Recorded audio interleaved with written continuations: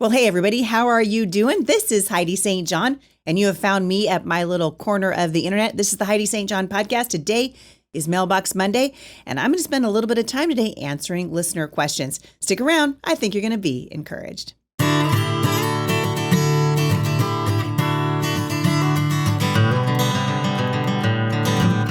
Well, before we get going today, I want to thank the sponsor of the podcast. I am working with Tuvu, and you guys are going to love this company. You know how frustrated I am with the state of social media, and it feels like just navigating a maze, right? We're trying to not see the junk and see the stuff we want to see and try to fight the algorithms and be careful what we say and all those things. And then we just get a bunch of irrelevant content. Well, Tuvu's trying to change that. I think you guys are going to love them. They are a wholesome media company, which really was created with you, the parent, in mind. You're not going to see a single ad as you scroll through their posts. Your data is never going to be sold to advertisers for profit.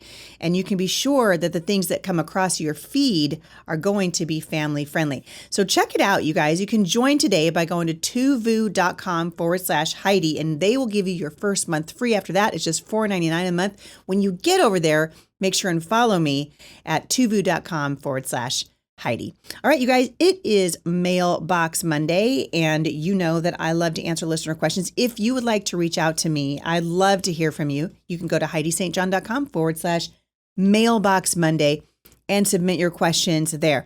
I love to talk about everything that's happening in the culture right now because I think Christians need to be engaged in all these spheres of influence. And so we're going to start with a question from Kristen in Virginia. Now, several months ago, I remarked about how much I don't like the National Library Association. This is a wicked, corrupt organization. And they are hell-bent on making sure that you have disgusting books in the library.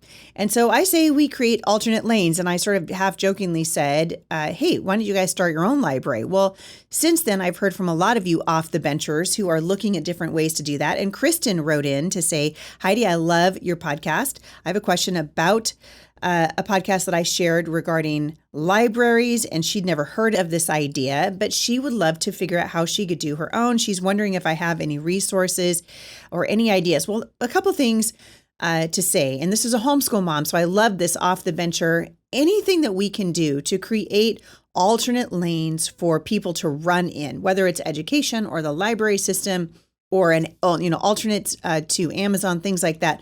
I think we're moving in a very good direction. But if you want to start a library, the first thing you got to understand, it's going to be a tough way to make money, right? Because libraries are basically built on the idea of lending and borrowing. And so what you're going to need to do is find a group of people, I think, who have a passion, who see the need for it, and set it up that way. I actually did a fair bit of looking around. I looked at some small business forums trying to figure out how could you start a library of your own. And there's lots of things. People have lots of ideas out there. But I think you got to figure out, because in the event that you decide, okay, I'm going to start my own library, what you're really doing is you're coming up with a new idea that makes you an entrepreneur, which you guys know I'm a super fan, right? Be an entrepreneur, come up with something different. You got to identify the problem. You got to identify, which I feel like I hope I've done for you. You got to figure out the sort of why, which again, I think that's been established. Now we have to figure out how are we going to do it? This is sort of a niche because libraries don't make money as a general rule. And most of the time, brick and mortar stores, the bookstores are dying as well. And the only reason we still have public libraries is because they're funded, wait for it, by public money. If it was in the private sector, I think they'd really be struggling. So we're talking about taking on something that in an era where bookstores, brick and mortar bookstores are dying. And so physical libraries, I think, even the small ones, are going to take some creativity. And I think you probably could band together. If you got homeschool moms, I mean, goodness, homeschool homes are repositories for books. You just have to find somebody who's passionate about starting a library with you. So the other thing you could look at is starting a trust. When I first saw this idea, I thought, man, that looks complicated. But the more I looked into it, it's really not that difficult. And if you start a trust for your library, then you'll be eligible for grants and things like that. And that might help you as well. But if it was Heidi St. John and I was going to start a library, I think the first thing I would do is get on social media, call to my, out to my people and say, hey, we're looking at starting a library. I have a couple of questions right off the bat. Who wants to do it with me? And I think you'll be surprised at the number of people who'd want to help you. And then can you have a book drive? So you're going to have somebody with, if it was me, I'd probably somebody with a garage or a climate controlled storage unit. The climate controlled storage unit is going to be really important, or a climate controlled garage or something, because especially if you live in the South, y'all know what happens to books when they're not in an air conditioned environment. But I would start collecting books, collecting them, categorizing them, and then start looking for space that you could open that library. And this is where the money piece is going to come in. So one idea that I saw floated around about this was that you could do membership, which I think is a really great idea. But I think more important that membership might be great for ongoing expenses, but your initial expenses are going to need to be covered probably by a donor. And you can get, obviously, you could get donations and this kind of thing. But I think I would be praying, if it was me, I would be praying for a specific donor to come along who had a vision for what you were doing and could help you find a brick and mortar facility in which to do it. And frankly, I would love it if I could take my kids and my grandkids to the libraries here and not have to worry about seeing the gay BCs in the toddler section on the shelf. But that's just not the reality anymore. And I really believe that Kristen, if you can figure this out, I think it's going to be a huge success. So keep me posted. An anonymous listener in Oklahoma wants to know when I'm going to have Jay on my show. That is a great question. I love to have Jay on my show. And in fact, I invite him all the time. It's not his jam, but he is going to come on for our anniversary. We're coming up on our 35th anniversary. And I'm going to see how long I can keep that boy hostage in the studio, because he's my favorite podcast guest. So stay tuned. He's going to be coming on the show with me soon enough. A question came, by the way, some of these questions were really fantastic, and I have punted a couple of them to my friend, Pastor Phil Hopper, and he'll be on later on this week, and he's going to be answering some of your questions with me too. So a couple of them I sort of gave to Pastor Phil, and I think you're going to love him. And Linda in Ohio, your question about the pandemic was one of them. So Linda, if you're listening, I see your question, and I gave it to Phil, and we actually had a great time talking about it. So I think you're going to love that answer. Robin in Colorado, she says, my husband wants to be as involved as possible with our homeschooling. Do you have any podcast recommendations for dads who work full time but would still love to be involved, or how they can best support? Well, I can't think of a podcast that was geared for dads who work full time, but I will say that if you're a dad and you're looking for a homeschool podcast, it's got to be my friend Todd Wilson's podcast. He does a podcast called The Smiling Homeschooler, and Todd's got a lot of experience in talking homeschool dads down out of trees. And so I would say start there. Also, Robin, I think, I'm looking at your question here, and I think, wow, you've got a husband who wants to be as involved as possible with your homeschooling. And what a gift. What an amazing thing. In our home, Jay and I, for a long, long time, I was just a stay-at-home, that's a wrong word. For a long, long time, I was a stay-at-home mom, and I worked nights at the hospital, and sometimes I sold Tupperware, and we did all kinds of things to sort of augment Jay's salary at the church. And his time was limited because he worked outside our home. And so what we would do every year before school would start is we'd try to get away for a day. And if we were really blessed, we could get our parents to watch the kids overnight, and we'd go to the beach for the night. And then we would kind of map out what is the plan for our homeschooling for the year. And I knew, because of Jay's schedule, that most of this was going to fall to me. But I asked him to help me with things that typically would end up with me being frustrated. So the chief one for me was teaching, upper level mathematics. I still don't like it. And he took a lot of that on when he would come home from work at the end of the day. So to me, when you're talking about a husband who wants to be involved, first of all, I'm just like, bravo for you. Good job. Make sure you let your husband know what a treasure he is, because there are a lot of moms listening to this right now who are like, well, shoot fire. I wish my husband would want to be involved in homeschooling. So I would just sit down and talk together about what you think your strengths are and what the strengths are that your husband brings to the table. And actually, for those of you who want to be involved in more of a marriage partnership with homeschooling, this is a great idea as we move into the fall. So we're in August right now. What are we, about the 10th of August, somewhere in there? You guys, for goodness sake, this is a great time to go out to dinner, take a pad and paper with you, and just sit down and map out a plan for the year ahead in homeschooling. And I think it's going to be a huge blessing to you. And also, I would just encourage you, don't set your expectations so high that no one can meet them. Okay? So I'm going to say it again, a little bit louder for those of you in the back. Don't set the bar so high that nobody can get over it. All right? I have known so many homeschoolers who have quit because they just felt like they couldn't meet their own standard, their own expectations. So be careful about the expectations that you set. Make sure that they're realistic. And I would say set goals that are small and then achieve the small goal, and then you can move on to bigger ones. But that's a good place to start. Sky in Michigan wants to know if I have any recommendations or ideas for giving young elementary children a firm foundation that will help them prepare for a woke society. Well, it sounds to me like you are homeschooling, at least I hope that you are. And a huge part of that is just, the curriculum that you pick. You guys know I love the curriculum that's coming out of Answers in Genesis. Giving your children a really strong apologetic through their education is a really great idea. You've heard me say this many times. I'm going to say it again. Education is not neutral. So your education for your children, the education you are providing rather for your children is not going to be neutral. Make sure it is strong in apologetics, strong in worldview. And you know that I'm a super fan of, obviously, of Answers in Genesis, but also I really love master books. That's a great place to look. Someone asked me about a history program. Actually, my daughter asked me about a history program for her kids the other day, and I recommended Knotgrass to her. I loved that. But then Melissa said she really liked master books. And I was like, oh yeah, that's right. That's a great company too. There are lots of really great companies out there. My friend Linda Hobart does The Mystery of History. That's a great curriculum if you're looking at history. Just find a curricula that is solid in the Word of God.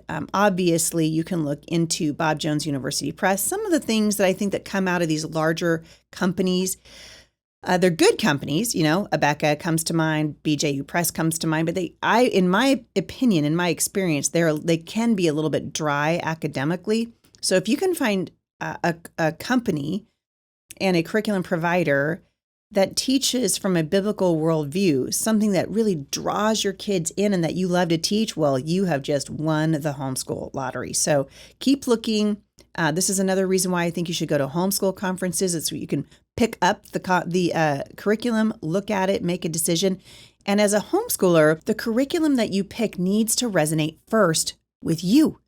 If you pick something just because you think it'll resonate with your child, but you don't really resonate with it, you're going to have a hard time teaching it. So you want to be excited about whatever it is that you pick up. So take the time to research all of your options.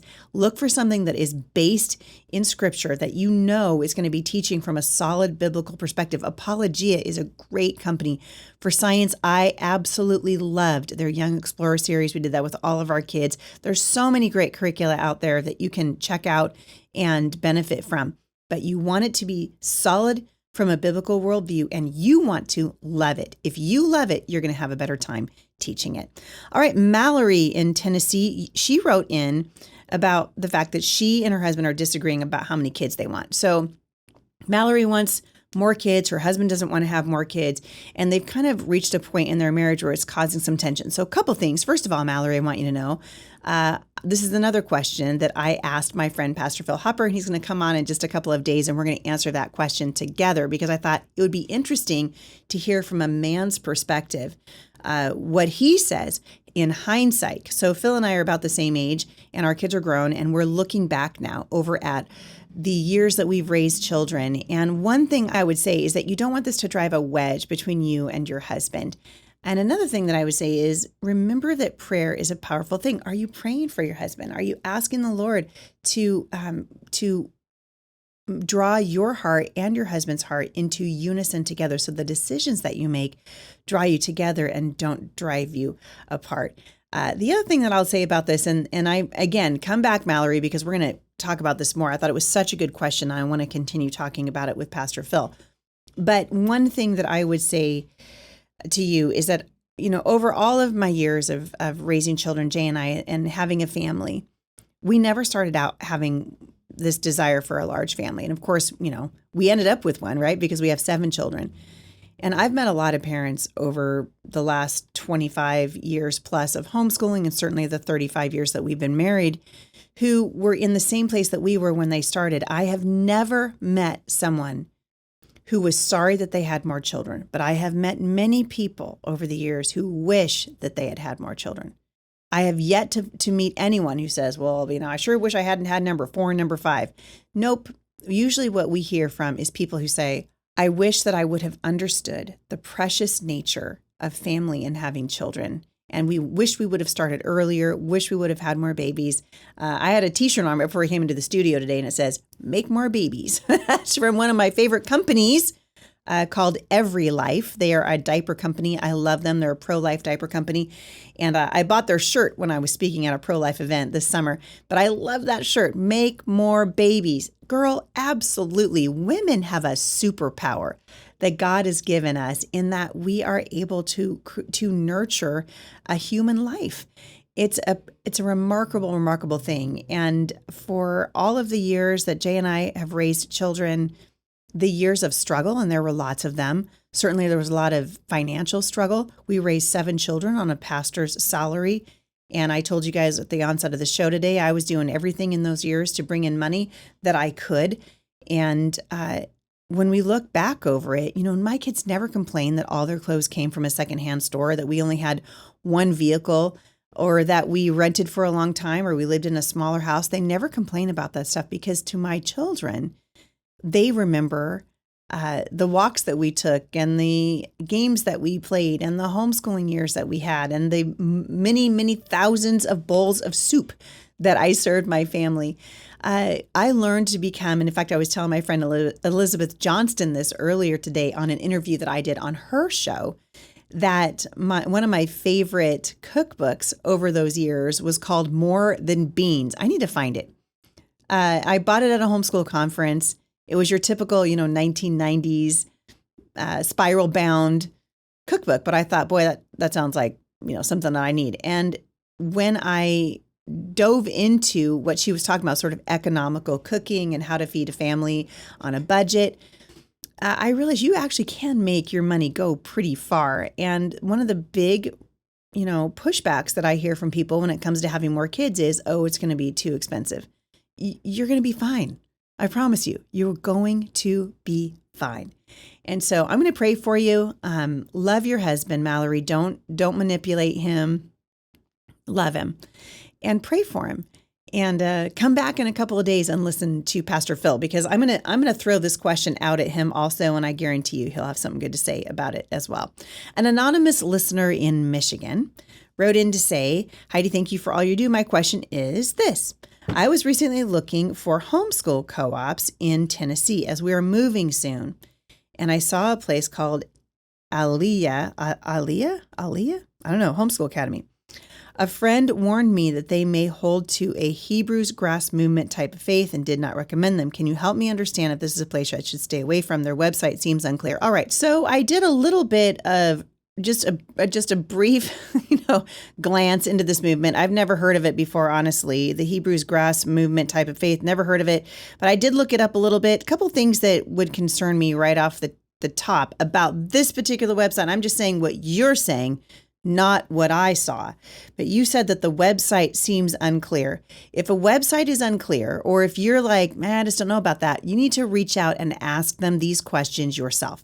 I would be, if it was me and I was thinking about, enrolling my kid into this homeschool program, I would want to look up and see what they were about. So I'm not going to enroll my kid in your program, but I did look it up a little bit. And what I'm seeing doesn't really bother me, at first glance. Again, if I was going to enroll my child, I wouldn't be satisfied with just one quick stop on their website. I would want to call. I would want to talk to somebody. I would have a list of questions.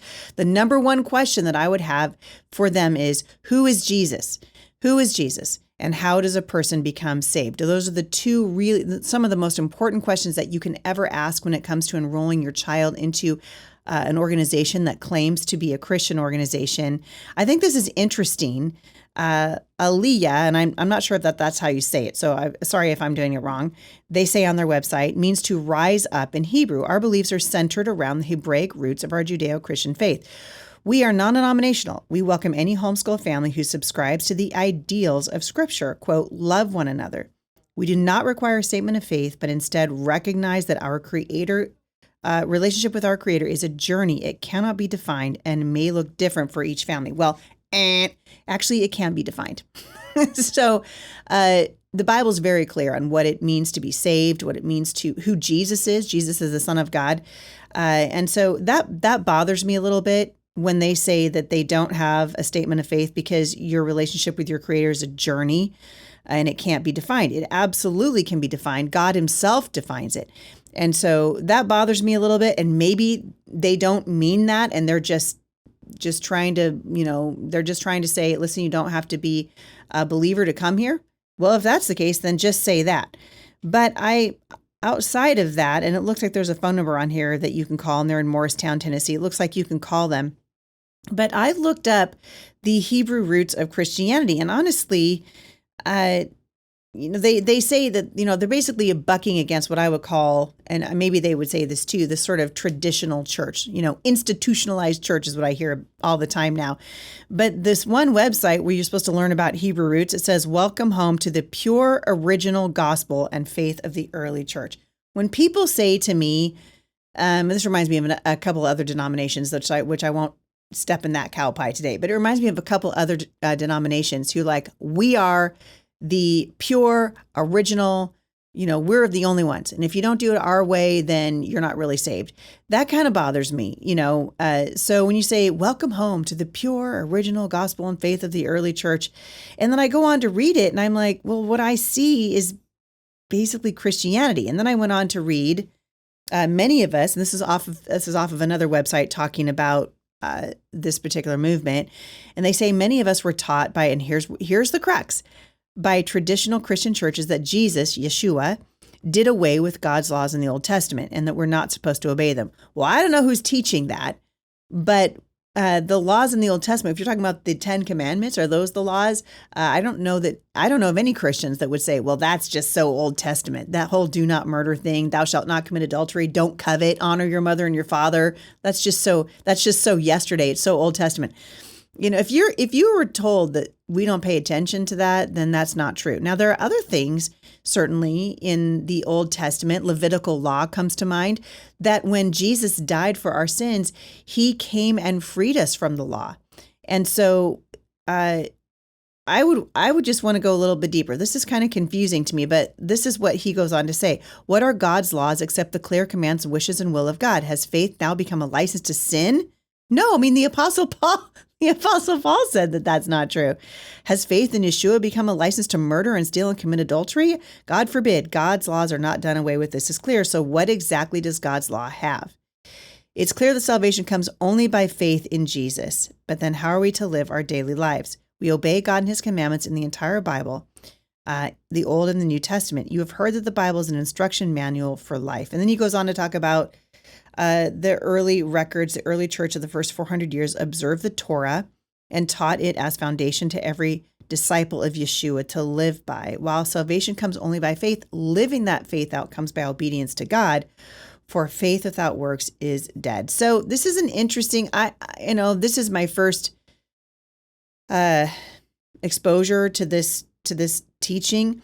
But I guess I would say to you, I love your question because it tells me that you're not just going to send your kid to any, even if it's a homeschool program, to any program that you don't understand where these guys are coming from. And so hats off to you. Kudos to you for that. I would give these guys a call and I would ask them, and you're right. Their website is a little bit confusing. And as I told you, the only thing on it that bothered me was saying that they don't require a statement of faith because they recognize that our relationship with our Creator is a journey and it cannot be defined and may look different for each family. Well, that sounds like DEI to me.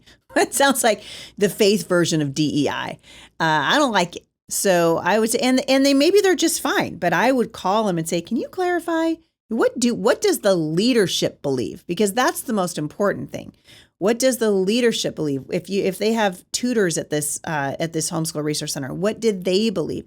That's really what you want to find out. And I think once you understand where they're coming from, and it's going to take a little bit of homework, but once you can understand it, I think you're going to be well on your way to knowing if it's a good fit for your family.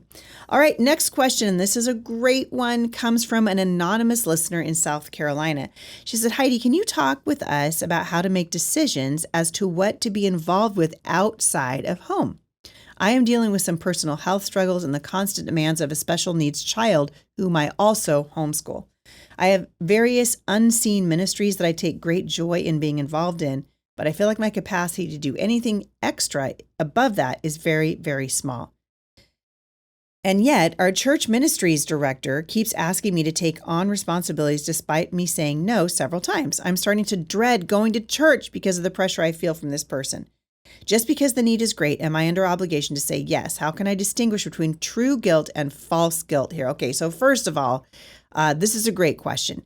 And my daughter, Savannah, who has run the Seedlings program here at the Homeschool Resource Center for a very long time, decided recently that she needed to take a break from it and focus on her young family.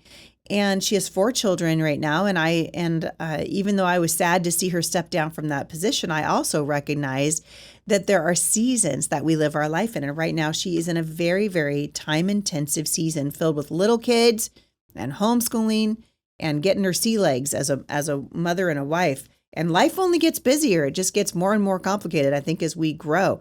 And so if you got somebody that is repeatedly pressuring you and you've already told them no, I might be inclined to say, listen, I really love you. And I know that you need more help. I'm not your girl right now. I'm not your girl in this season of my life. My plate is full, but I'm going to be praying for you that the Lord brings someone. And guess what? He will.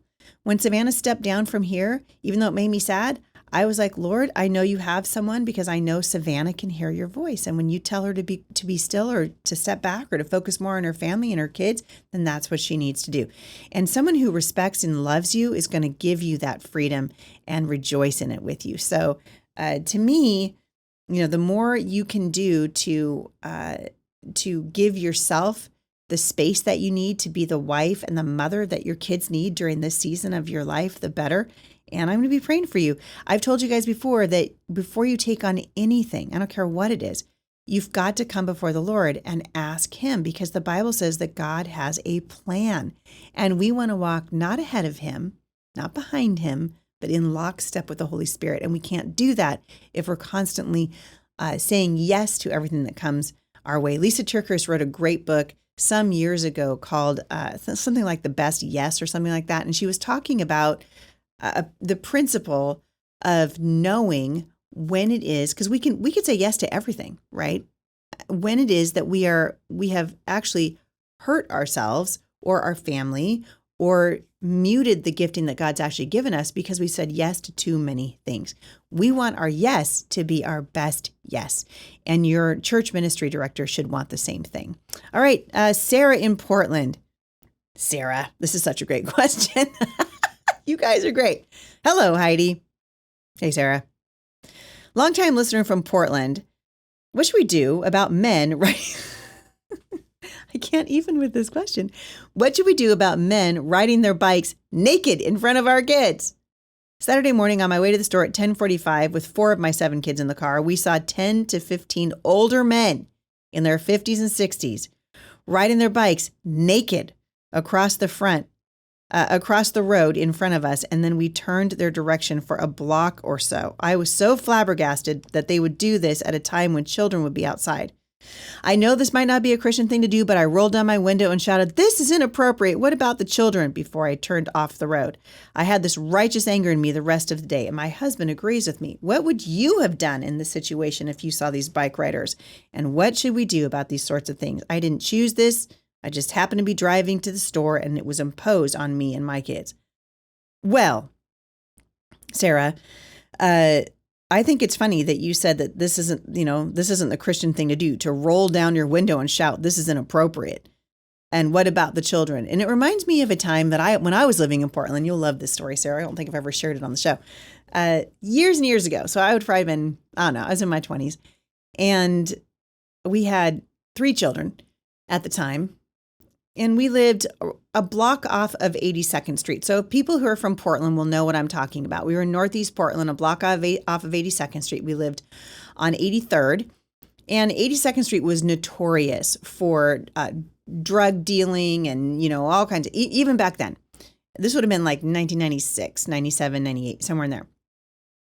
Anyway, one morning I went out, around 5 a.m. It was in the summertime, to get the paper. So the paper boys would drop, throw a paper up on their porch and you can come out in the morning. And Jay and I would try to get as early as we could so we could look at something called the Thrifties. This is way before Craigslist and way before Facebook Marketplace and all these places. And so we were trying to find, cheap furniture and stuff. So I'm out early because the early bird got the worm. Well, unfortunately, when I opened my front door that morning, that particular fateful morning, there was a man in a minivan, parked in a minivan in front of my house, and he was clearly dropping off a prostitute. He had car seats in the back seats of his car, dropping off a prostitute, and I lost my ever-loving mind on that guy. I started yelling. I was like, "Where are your wife and kids? What are you doing here? Get out of my front yard." Oh, I was so angry. My husband came out and he was like, dragging me back in the house. I think the reason I'm telling you this, Sarah, is that there is a time for righteous indignation. When Jesus saw that there were money changers in the temple, he yelled at them. He turned the tables over. He called them a brood of vipers. And so when you see naked men in their 50s, and by the way, I got to take a moment to poke out my mind's eye. Hold on. Come on. I'd never get on that bike again. I'll tell you what. Hope those guys don't sell their bikes on Craigslist when they're done, if you know what I'm saying. Listen, this is disgusting and it's stupid to boot. And so I might have been, if it was me, I probably would yell up and roll down my window and said, "You guys look stupid and you're ugly, and put some clothes on." Nobody wants to see that. And there's nothing wrong with you doing that. So, and I would probably make a complaint. If it was me, I don't live in Portland anymore, but I did for many, many years. And if it was me, I'd be going to the city council and saying, is there an ordinance against indecent exposure? It used to be that if you were naked, it was only acceptable inside your house. And now people in Portland are just riding their bikes around, floating in the breeze for everyone to see. It's horrific. It's embarrassing. And it's another black eye on the city of Portland. So I don't think you were out of line at all. I think that's horrifying. And frankly, these men, and of course, they don't have any shame, right? This is why you see grown men competing against women in sports. Turns out all the most amazing athletes, all the most amazing women athletes are men right now. The world's on its head right now. And it's on its head because we have decided, we're just going to let bygones be bygones, and you do you and all that stuff. And I'm sick of it. So let me know, actually. Write back to me, Sarah. Because I love the city of Portland. It is a beautiful city that the left and the cronies of these bizarre human beings have trashed. And I was born in Portland, raised in Portland, went to high school and college in Portland, and I have a heart for the city. And unless and until the people that live there that love the Lord will advocate for righteousness in their city, you're just going to continue to see 50 and 60-year-old naked men driving bicycles through your neighborhood. All right, I've got time for one more question today. This was another anonymous listener in Michigan. She said her son attends a Christian school and he's behind. He does have a learning disability. He gets bullied on a daily basis, and it kills me because these kids are so mean to him, and he still thinks they are his friends. Each year, it seems he gets further and further behind. I have been researching homeschooling because studies show this, so he would greatly benefit from it. Yes, anonymous in Michigan, you're right. I would love to try, but my husband says absolutely not, and ultimately it is his decision. I am in tears writing this since the kids go back in a couple of weeks, and I really want my son to be home and not go back to this school. To top it off, tuition went up 30%, and we are barely making ends meet, and his answer for me is to go back to work full time to support the tuition increase. All right, so I'm going to just pray for your husband. Truly. And again, as I was telling the other listener a few minutes ago, you want to be careful because the enemy wants to drive a wedge between you and your husband, and we don't want that. But this really does break my heart. A 30% tuition increase in the midst of, crazy inflation and all the things that we're all dealing with right now, when you could just bring him home, and especially if he has special needs, it would be so good for him. But I want to just remind you that prayer is powerful. Pray for your son. Pray for his heart to be protected, and pray for your husband's heart to change. And pray that God gives you the grace and the peace and the patience to give your son what he needs for as long as he's in this environment, because your prayers make a difference. The Bible says that the prayers of a righteous person are both powerful and effective. And you have to believe that, right? Believe that God's heart for you is that your son would not be bullied and that your son would flourish. And so pray that God gives you the grace and the wisdom and the discernment and the opportunity to take care of your son in the best way that's possible. Let me know, just like just like Sarah's question, I really want to hear back from you guys and hear how things are going. Send me the update. But I think there are a lot of people on the show right now that are going to be praying for you and praying for your husband and praying for your son in the season that's ahead. You guys, that's all that I have time for today. And I appreciate you guys listening. I want to say thank you to the sponsor of today's podcast. Tuvu is the sponsor, you guys, tuvu.com. And I want to thank them for sponsoring the show today. They are a wholesome social media company that's connecting people, families, and communities. You guys can join Tuvu and experience social media the way we all wish it would be. Check it out. They're not going to sell your data to advertisers. You're going to love the content. And you can join by going to tuvu.com/Heidi, and you'll get your first month for free. And it's just $4.99 after that. Go to tuvu.com/Heidi and be sure to follow me when you get there. We appreciate you guys so much listening to this show. Thank you for leaving reviews. I would love to hear from you. You can reach out to me directly. HeidiSt.John.com/Mailbox Monday is the way to do that. And we would love to answer your questions. If you're interested in the Homeschool Resource Center, you can go to firmlyplantedfamily.org and click on the Homeschool Resource Center. You will find links there for how to support what we are doing financially. And certainly we appreciate your prayers as we enter into a brand new season. You guys, I appreciate you from the bottom of my heart. Thank you for listening to the show and for sharing it, for leaving reviews, and for coming alongside us in prayer. We've got some exciting changes coming up at the end of the summer, which I cannot wait to tell you about. In the meantime, love your people well, and I will see you right back here again at the intersection of faith